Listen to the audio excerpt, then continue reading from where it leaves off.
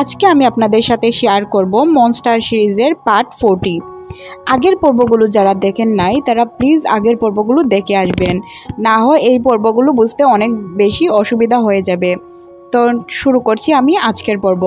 গত পর্বে আমরা দেখেছিলাম যে জিনা কিভাবে নাতানের বিরুদ্ধে কোর্টে সাক্ষী দিয়েছিল, যার কারণে অনেক বেশি খুশি ছিল যে কারণ জের প্ল্যান সাকসেস হয়ে গিয়েছিল। যে এত প্ল্যান করার পরও যে কাজটা করতে পারে নাই, এটা সাধারণ জিনার একটি প্রমাণের কারণে হয়ে গিয়েছিল। জিনার দেওয়া তথ্য প্রমাণ অনুযায়ী নাতানকে 6 বছরের জেল দেওয়া হয়, আর যার কারণে সবাই অনেক বেশি খুশি ছিল। কিন্তু জিনা অনেক বেশি আপসেট ছিল। সে সিঁড়ি দিয়ে নামার সময় চিন্তা করছিল তার তো এখন আর জবটি চলে গিয়েছে।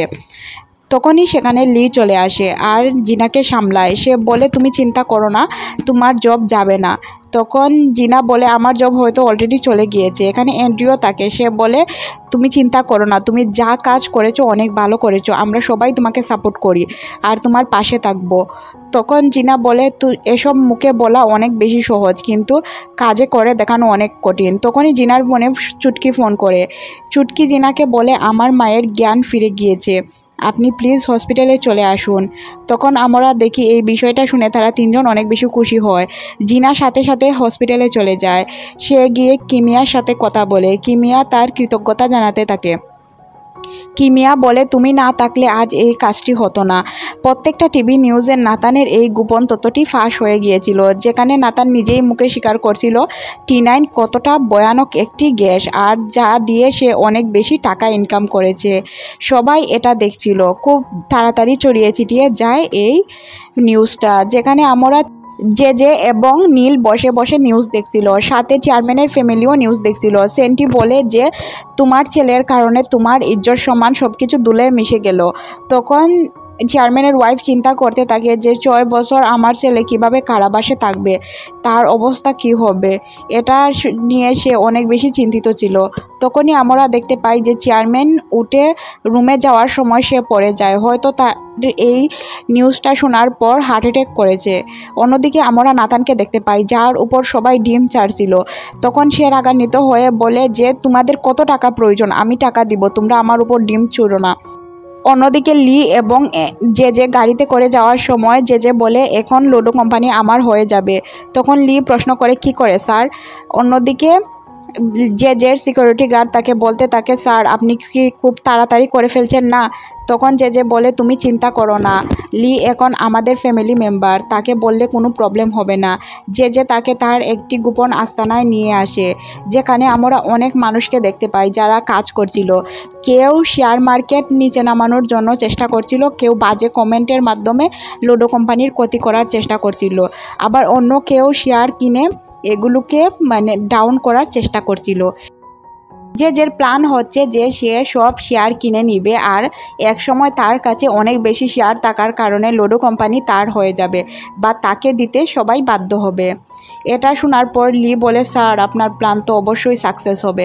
অন্যদিকে সে পেনির সাথে দেখা করে। পেনিকে বলে যে আমাদের খুব তাড়াতাড়ি জেকে ডাউন করতে হবে, যদি আমরা জেকে ডাউন না করতে পারি তাহলে আমরা অনেক বেশি প্রবলেমে পড়ে যাব, আর লুডো গ্রুপ আমাদের হবে না। অন্যদিকে শেয়ার হোল্ডার মিটিং দেখানো হয়, যেখানে প্রত্যেকটা শেয়ার হোল্ডার অনেক বেশি চিন্তিত ছিল, আর সেখানে হ্যান্ডেল করতে আসে সেন্টিকে দেখে সবাই অনেক বেশি রাগান্বিত হয়ে যায়, কারণ এখানে চেয়ারম্যানের টাকার কথা ছিল, এখানে চেয়ারম্যান না এসে তার মেয়েকে পাঠিয়েছে। এখানে সব কিছু হাতের বাহিরে চলে যায়। এখানে এমন একটা অবস্থা হয়ে যায় যে তারা সবাই উঠে স্যান্ডির সাথে খুবই খারাপ ব্যবহার করতে থাকে, বলতে থাকে যে এই কোম্পানিতে আমরা আর ইনভেস্ট করব না। অন্যদিকে আমরা চেয়ারম্যানকে দেখতে পাই, যে কিনা স্যান্ডির উপর অনেক বেশি রাগান্বিত ছিল এবং নিরাশ ছিল। অন্যদিকে আমরা চেয়ারম্যানের ওয়াইফকে দেখতে পাই, সে বলে, তুমি আমার ছেলেকে সবসময় অপমান করো, তুমি আজ কি করে আসলে, তোমার বাবার সমান তো তুমিও ডুবিয়ে আসলে। তখন চেয়ারম্যান মজোকে জিজ্ঞেস করে এই পর্যায়ে আমাদের কি করা উচিত। তখন মজো চেয়ারম্যানকে প্ল্যান দেয় যে স্যার আপনি যদি মিডিয়ার সামনে এসে বলেন যে লোডো কোম্পানির যা যা ঘটনা ঘটেছে সব কিছুর জন্য আপনি দুঃখিত, তখন হয়তো এই মামলাটা অনেক তাড়াতাড়ি সমাধান হয়ে যাবে। এটাই আমাদের পরের সিনে দেখানো হয়, যেখানে চেয়ারম্যান এসে বলে আমার ছেলে যা করেছে তার জন্য আমি আপনাদের কাছে দুঃখিত, আর লোডো কোম্পানির জায়গা আমি ফিরিয়ে আনার চেষ্টা করব, আমি বিশ্বাস জেতার চেষ্টা করব। আমি হয়তো এখন আর বেশি দিন থাকতে পারবো না লোডো কোম্পানিতে, আমি অনেক দায়িত্বশীল একজনকে এই কোম্পানি দিয়ে যেতে চাই, যে কিনা আমার পরবর্তীতে এই কোম্পানিকে খুবই নিষ্ঠার সাথে চালিয়ে যেতে পারবে, এবং আমি কাকে দেব এটা পরবর্তীতে জানিয়ে দেব। অন্যদিকে আমরা চুটকি এবং চুটকির মাকে দেখি, যারা অনেক বেশি খুশি ছিল এই বিষয়টা নিয়ে, আর চেয়ারম্যান অনেক বেশি লজ্জিত ছিল তার ছেলের আচরণে। এখানে আমরা জেজেকে দেখতে পাই নীল, লি এবং তার ওয়াইফের সাথে, যেখানে তারা বসে গল্প করছিল এবং তারা একটি আনন্দ উৎসব পালন করছিল, যেহেতু লোডো কোম্পানির অনেক বেশি ক্ষতি হয়ে গিয়েছে এই বিষয়টা নিয়ে করে। তখন ওই জায়গায় ভিক্টর নামের একটি লোক চলে আসে, যে কিনা ছিল অনেক বড় একজন ব্যবসায়ী, আর জেজের সাথে তাদের কি সম্পর্ক ছিল এটাই আমরা এখন জানতে পারবো। আসলে জেজে লোডো কোম্পানির যে শেয়ারগুলো কিনছিল ওই শেয়ারের জন্য টাকা ওই লোকগুলো দিচ্ছিল, আর এদের যে তো ক্রাইম আছে সব ক্রাইম যে তাদের মামলাগুলো শেষ করে দিত, আর তার পরিবর্তে জেকে তারা টাকা দিত লোডো কোম্পানির শেয়ার কেনার জন্য। আর তারা প্ল্যান করছিল নীলকে সামনে প্রেসিডেন্ট নির্বাচনে দাঁড় করানোর জন্য। অন্যদিকে আমরা নাতানকে দেখতে পাই, যার সাথে দেখা করার জন্য তার অ্যাসিস্ট্যান্ট এসেছিল। নাতান বলে আমি 6 বছর এই কারাবাসে থাকতে পারবো না, তুমি যেভাবেই পারো আমাকে এখান থেকে বের করে নিয়ে যাও। তার অ্যাসিস্ট্যান্ট তাকে বলে যে স্যার আপনি চিন্তা করবেন না, আমরা এই বিষয় নিয়ে চেষ্টা করব। পরদিন আমরা জিনাকে দেখতে পাই, যে কিনা অফিসে চলে এসেছিল, তাকে অফিসে কেউই একজন সহ্য করতে পারছিল না। এখানে আমরা শেরেলকে দেখতে পাই, যে কিনা খুব খারাপ ভাষায় জিনা যার আন্ডারে কাজ করতো সে এসে তাকে অনেকগুলো কাজ দিয়ে যায়, আর বলে এই কাজগুলো যদি আজ সন্ধ্যার ভিতরে না করতে পারো তাহলে এখান থেকে রিজাইন দিয়ে চলে যাও। অন্যদিকে তাকে ডেকে নিয়ে যায় সেন্টি বলে তুমি কেন এখানে এসেছো, তুমি জানো না তোমাকে এখানে কেউ সহ্য করতে পারবে না, আর এর জন্য তোমার খারাপ হবে, তুমি এখান থেকে জব ছেড়ে দিয়ে চলে যাও। জিনা বলে আমি জবটি ছাড়বো না, এটা বলে সে চলে গিয়ে কাজ করতে শুরু করে। শেরেল তার চেয়ারটিও সরিয়ে দিয়েছিল, এটা দেখে অনেক বেশি খারাপ লাগে এন্ড্রি তাকে খাবার এনে দেওয়ার ব্যবস্থা করে দেয়। তখনই জিনা জানতো না যে জিনার জন্য অনেক বড় একটি সমস্যা আসতে চলেছে। এখানে চেয়ারম্যানের ওয়াইফ চলে আসে, কারণ চেয়ারম্যানের ওয়াইফকে কেউ যেন বলে দিয়েছিল জেনা এখানে আছে। সে এসে সরাসরি জেনাকে একটি চড় মেরে দেয়, আর সে বলে তুমি আমাদেরকে আমাদের পরে আমাদেরই ক্ষতি করছো, তুমি এখনই এখান থেকে চলে যাও, তোমার কত বড় সাহস যে তুমি এসব করার পরও আমাদের আন্ডারে চাকরি করার জন্য চলে এসেছো। লি কোনো কিছু বলতে যাবে তখনই তাকে গ্রে আটকে দেয়, তখন লি আর কোনো কিছু বলতে পারে না। ওই চেয়ারম্যানের ওয়াইফ তাকে তার গার্ড দিয়ে বাইরে বের করে দেয়, সেখানে লি এসে তাকে উঠায়।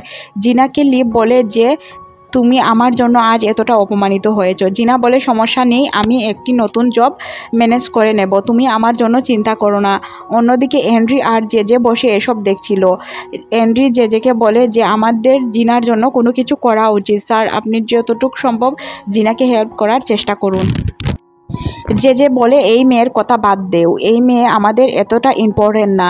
তখন এন্ড্রি বলে যে হয়তো কিছুদিন পর আপনি যখন লুডো কোম্পানির মালিক হয়ে যাবেন তাহলে আমাকেও এভাবে ছুঁড়ে ফেলে দিবেন। জেজে বলে যে আমি এতটা কিনতেও পারবো না, কারণ 60% বিক্রি করা হতে পারে, কিন্তু 40% লুডো কোম্পানির ফ্যামিলি মেম্বারদের থাকবে, আর ওই 40%-এর মধ্যে 1% হয়তো তুমিও পেতে পারো। কিছুটা ভাগ তো তোমার বাবা তোমাকে দেবে যখন জানতে পারবে যে তুমি ওনার ছেলে, আর ওই শেয়ারের মধ্যে আমি তো কিছু অংশ পাবো, আর এর মাধ্যমে আমি হয়ে যাব লুডো কোম্পানির আসল ওনার। আর আমি আসলে এই ব্যবসার প্রতি কোনো লোভ নেই, আমি কোম্পানির ওনার হতে চাই বড় একজন প্রভাবশালী মানুষ হওয়ার জন্য। তখনই এন্ড্রি ভাবে যে এই লোকটা তো আসলেই অনেক বড় শিয়ানা, আর তার তো অনেক কিছু প্ল্যান। অন্যদিকে আমরা চেয়ারম্যানকে দেখতে পাই, যে কিনা বসে বসে চিন্তা করছিল যে এত শেয়ার কিভাবে কমছে, বা এর পিছনে হয়তো কারোর হাত আছে। তখনই তার কাছে একটি বক্স আছে, যে বক্সে একটি ফোন ছিল। এখানে লি ফোন করে বলে, তার কণ্ঠ চেঞ্জ করে কথা বলতে শুরু করে। সে বলে যে আপনি কি জানতে চান আপনার শেয়ার কে ডাউন করছে? তখন চেয়ারম্যান বলে কে তুমি? তখন লি বলে যে আমি কে এটা জানার কোনো প্রয়োজন নাই, আমি আপনাকে একটা ভয়েস রেকর্ড শোনাই, ওইটা শুনেন। তখন আমরা দেখতে পাই যে ওই দিন রাতে একদিন রাতে যখন যে নেশায় ডুবেছিল তখন সে অনেক কিছু শেয়ার করেছিল লির সাথে, আর ওই কথাগুলো লি রেকর্ড করে রেখেছিল, যা এখন সে চেয়ারম্যানকে শুনিয়ে দেয়। এই কথাগুলো শুনে চেয়ারম্যান অনেক বেশি কনফিউজ হয়ে গিয়েছিল। সে চিন্তা করছিল সে কি আসলেই সত্যি কথা বলছে নাকি মিথ্যা বলছে। তখন সে তার লোকদেরকে বলে যে তোমরা এই বিষয়ে তদন্ত করো, আর আমার ছেলের কি হয়েছে ওই বিষয়টাও আমাকে জানাইও। অন্যদিকে মজো চেয়ারম্যানকে বলে যে আপনি চিন্তা করবেন না স্যার, আমি আমার একজন বিশ্বস্ত লোককে পাঠিয়ে দিয়েছি আমেরিকায়, সে হয়তো খুব তাড়াতাড়ি আমাদের তথ্য দিয়ে দিবে। অন্যদিকে আমাদের চেয়ারম্যানের ওয়াইফকে দেখানো হয় যে কিনা জেজের সাথে কথা বলছিল। সে জেজেকে বলে চেয়ারম্যানের ছেলেকে চেয়ারম্যান দেখার আগে আমাকে দেখতে হবে, খুব তাড়াতাড়ি আমাকে চেয়ারম্যানের ছেলেকে খুঁজে বের করে দাও। যে বলে যে আমি নাতানের বিষয়টা নিয়ে অনেক বেশি কাজ করছি, যার কারণে ওই বিষয়টা নিয়ে আমি কাজ করতে পারছি না। তখন চেয়ারম্যানের ওয়াইফ বলে তুমি যাই করো তাড়াতাড়ি করো। অন্যদিকে আমরা এন্ড্রিকে আসতে দেখি জেজের কাছে, তারা এসে এখানে কথা বলছিল। অন্যদিকে আমাদের রশনিকে দেখানো হয় যে কিনা এন্ড্রির একটি ফ্রেন্ডের সাথে দেখা করতে এসেছে। তখন রশনি জিজ্ঞাসা করে এন্ড্রির ছেলেটা কেমন ছিল। ওই মেয়েটি বলে যে এন্ড্রি অনেক বেশি চুপচাপ ছিল। তখন সে ম্যাগাজিন থেকে এন্ড্রির একটি ছবি বের করে দেখায়। এই ছবিটি দেখার পর অনেক বেশি শক খেয়ে যায় রশনি বলে যে এই ছেলেটি তো এন্ড্রি, আর সে তো আমাদের সাথেই কাজ করে। তখন সে মজোকে কল করে, মজো কলটা রিসিভ করতে পারে না। সে বলে আমি বিজি আছি, আমাকে মেইল করে দাও। মজো তার মেইলটি যখনই চেক করে তখনই সে অবাক হয়ে যায়, কারণ সে তো এন্ড্রি, আর এন্ড্রি তো আমাদের সাথেই কাজ করছে। তখনই জেজে এবং এন্ড্রি চলে আসে লিফটে, আর মজো চিন্তা করতে তাকে তাহলে এত দিন ধরে সব কিছু জানতো জেজে। মজো এসে বলে দেয় চেয়ারম্যানকে যে আপনার ছেলে আর কোথাও না, আমাদের কুরিয়াই আছে। তখন চেয়ারম্যান বলে যে কে ওই ছেলে। তখন মজো বলে যে সে আমাদের সাথেই কাজ করে, আমরা যে নতুন একটি টিম নিয়োগ দিয়েছি ওই টিমের মধ্যেই আছে আপনার ছেলে, আর তাকে হেল্প করছে জেজে। তখন চেয়ারম্যান বলে কে সেই ছেলে, এটা তো আগে বলবে। তখন সে বলে এন্ড্রি হচ্ছে আপনার নিজের সন্তান, আর সে এখানে কাজ করছে, হয়তো এর পিছনে অনেক বড় রহস্য আছে। অন্যদিকে আমাদের জিনাকে দেখানো হয় যে কিনা অনেকগুলো কাজ একসাথে করছে, যে কিনা বড় বড় বিল্ডিংয়ে কাজ করত এবং পার্ট টাইম সে রেস্টুরেন্টেও জব করত। একদিন রেস্টুরেন্টে চলে আসে লি, এবং লিকে দেখার পর অনেক বেশি নার্ভাস হয়ে যায় জিনা। সে বলে তুমি এখানে কি করছো? তখন লি বলে যে খাবার খেতে এসেছি। এখানে জিনাকে খাবার খেতে ফোর্স করে লি। তখন জিনা বলে যে আমাকে এত ছোট পিস দিলে হবে না। তখনই লি একটি বড় পিস নিয়ে জিনাকে খেতে দেয় এবং জিনা খাবার খায়। খাওয়ার পর আমরা দেখতে পাই অন্য একটি টেবিল থেকে জিনার ডাক পড়ে যায়। সে দৌড়ে ওই টেবিলে চলে যায়। এখান থেকে লি জিনাকে প্রশ্ন করে যে তোমার কি অন্য কোথাও কাজ আছে? তখন জিনা বলে যে হ্যাঁ, এখানে থেকে যাওয়ার পর আমার আরেকটি কাজ আছে, হচ্ছে কার ড্রাইভ করা। এখানে আমরা দেখতে পাই যে জিনাকে হায়ার করেছিল লি। তখন জিনা বলে তুমি কি ড্রিঙ্ক করে রেখেছো যার জন্য আমাকে হায়ার করেছো? লি বলে যে না, আজ তুমি আমার ড্রাইভার না, আমিও তোমার ড্রাইভার হয়ে গাড়ি চালাবো। তখন আমরা দেখতে পাই যে লি ড্রাইভ করে জিনাকে নিয়ে যাচ্ছিল তার বাসার দিকে। এর মধ্যেই জিনা ঘুমিয়ে পড়ে। লি অনেক বেশি আপসেট হয়ে যায়। সে ভাবে যে আমি জিনাকে ভালোভাবে হেল্পও করতে পারছি না, এটা চিন্তা করতে থাকে, আর তাকে একটি ভালো পরিমাণে টিপস দেয়। জিনা বলে তুমি আমাকে এত হেল্প করতে এসো না, তোমার হেল্পের বোঝা আমার ওপর এমন অনেক বেশি। আমি আমাদের বন্ধুত্বটা চাই, ঋণ চাই না। তুমি এমনি আমাকে অনেক বেশি ঋণী করে রেখেছো। অন্যদিকে আমরা চেয়ারম্যানকে দেখতে পাই যে কিনা এন্ড্রির সাথে দেখা করতে ডেকেছিল। তখন জেজে আর এন্ড্রি চেয়ারম্যানের বাসায় চলে আসে এন্ড্রি এবং জেজে। তখন জেজে এন্ড্রিকে বলতে থাকে যে তুমি চিন্তা করো না, তুমি তো তোমার বাবার সাথে ডিল করতে যাচ্ছ, বাইরের লোক তো না, তুমি তোমার চেহারাটা খালি মাসুম রেখো তাহলেই হয়ে যাবে। এখানে আমরা দেখতে পাই যে এন্ড্রি তার বাবার রুমে ঢুকে অনেকক্ষণ তার বাবার দিকে তাকিয়ে থাকে।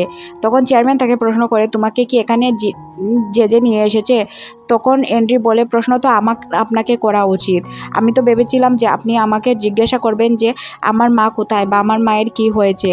তখন চেয়ারম্যান বলে যে হ্যাঁ, আমি শুনেছি তোমার মা মারা গিয়েছে। তখন যে বলে আমি তো ভেবেছিলাম যে আপনি হয়তো আমার মার সম্পর্কে জিজ্ঞাসা করবেন, কিন্তু আপনি তো ভিন্ন বেরিয়ে গেলেন। চেয়ারম্যান বলে যে তুমি কী জন্য এই কোম্পানিতে জয়েন করেছো? তখন এন্ড্রি বলে যে আমি আমার বাবাকে খুব কাছ থেকে দেখতে চেয়েছিলাম, যার কারণে আমি এখানে জয়েন করেছি। এখানে আমরা দেখতে পাই যে চেয়ারম্যান উঠে চলে যেতে চেয়েছিল। তখন এন্ড্রি বলে যে আমি কি তোমাকে বাবা বলে ডাকতে পারি? এটা শোনার পর চেয়ারম্যান তার ছেলেকে ধরে কান্না করতে শুরু করে। তখন আমরা দেখতে পাই যে তারা দুজন অনেক শান্ত শিষ্টভাবে খাবার খেতে শুরু করে। আর চেয়ারম্যান তার ছেলেকে বলে যে তোমার আজকাল থেকে আর ডোডো কোম্পানিতে জব করতে হবে না। তখনই ভয়েস চেঞ্জার অ্যাপের মাধ্যমে লি চেয়ারম্যানকে ফোন করে বলে যে আমি আপনার সাথে দেখা করতে চাই।